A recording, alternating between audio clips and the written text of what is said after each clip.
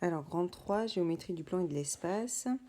On va commencer par l'équation cartésienne d'un plan. On a déjà vu les équations cartésiennes de droite dans le plan. Eh bien, on va voir les équations cartésiennes de plan dans l'espace. Alors, propriété. Tout plan P a une équation cartésienne de la forme AX plus BY plus CZ plus D égale à 0, avec ABC qui est un triplet non nul, c'est-à-dire que les trois valeurs ABC ne peuvent pas être nulles en même temps. Du coup, on dira que le vecteur n, qui a pour coordonnées ABC, est un vecteur orthogonal à P. Réciproquement, l'ensemble des points M de coordonnées x, y, z, tels que AX plus BY plus CZ plus D égale à 0, avec ABC différentes 0, 0, 0, est un plan qui a pour vecteur orthogonal n, qui a pour coordonnées ABC.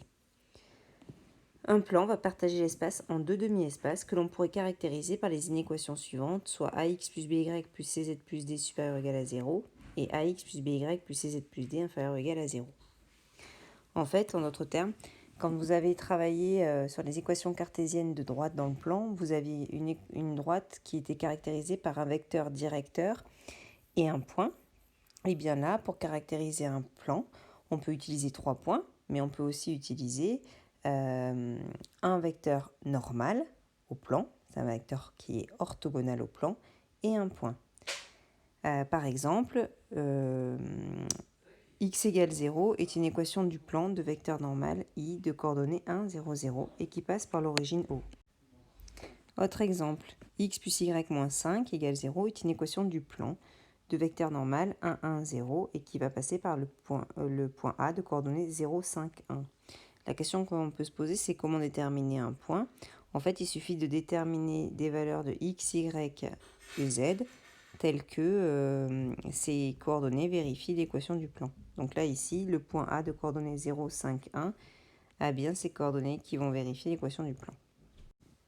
Petit 2, équation d'une sphère. Pareil, dans le plan, vous avez vu les équations de cercle. Eh bien, dans l'espace, on a les équations de sphère. J'ai un repère OIJK, un repère orthonormal de l'espace, deux points A et B, dont j'ai les coordonnées. Eh bien, la distance AB sera égale à la racine carrée de xb moins xa carré, plus yb moins yk carré, plus zb moins za carré. Et la sphère de centre oméga, qui a pour coordonnées x0, y0, z0 et de rayon R, a pour équation x moins x0 au carré, plus y moins y0 au carré, plus z moins z0 au carré égale R au carré. Un point M va appartenir à la sphère de diamètre AB, si seulement si MA scalaire MB égale 0. En fait, on retrouve les propriétés du plan, mais dans l'espace. Petit 3, représentation paramétrique d'une droite. Donc on a vu une équation cartésienne de plan. Une droite dans l'espace peut être caractérisée comme quoi? Elle peut être caractérisée comme intersection de deux plans. Donc du coup, en fait, on va pouvoir caractériser une droite par un système de deux équations avec deux équations cartésiennes de plan. Ou alors, on peut aussi représenter une droite par un vecteur qui va la diriger, caractériser une droite par un vecteur qui va la diriger et un point. Et donc, du coup, c'est ce qu'on va appeler une représentation paramétrique de droite. Vous avez une droite qui va passer par un point A de coordonnées x, y, k, z, a et un vecteur directeur U qui a pour coordonnées ABC.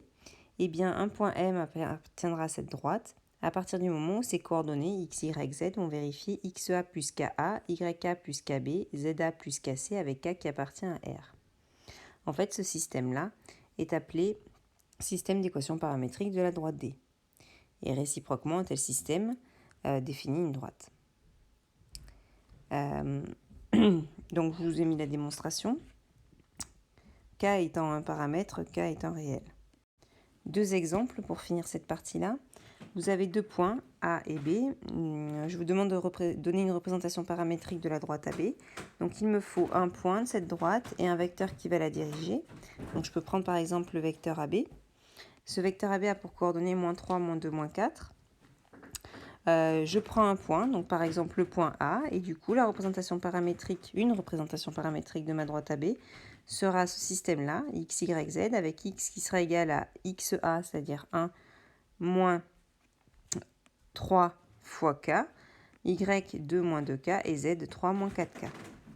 Petit 2, on peut demander quel ensemble de l'espace admet comme représentation le système suivant. Donc quand on regarde le système, on voit que c'est un système qui va caractériser une droite.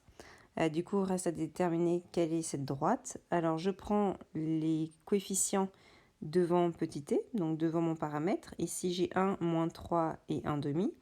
Donc, du coup, je vais avoir les coordonnées d'un vecteur directeur de ma droite, 1, moins 3, 1 demi. Et j'ai besoin d'un point qui appartient à cette droite. Donc là, par exemple, je vais prendre pour t égale à 0 le point de coordonnées moins 4, 0 et 3.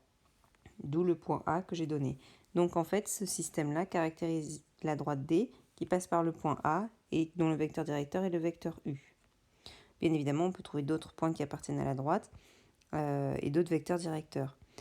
Juste petite remarque, pour déterminer si un point appartient à une droite lorsqu'on a un système d'équations paramétriques de droite, en fait, on va injecter les valeurs qu'on nous propose du point, donc les coordonnées du point, et on va vérifier si on trouve une valeur de t correspondante qui sera la même pour les trois équations du système.